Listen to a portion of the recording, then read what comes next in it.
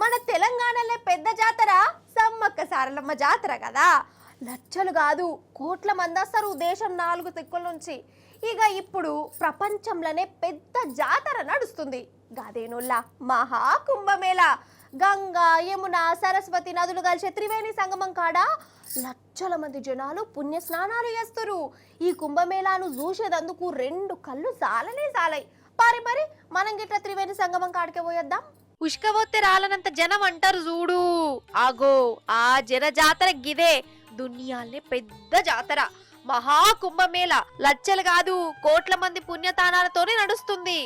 ఉత్తరప్రదేశ్ రాష్ట్రం ప్రయాగ్రాజ్ లా మహాకుంభమేళ నడుస్తుంది.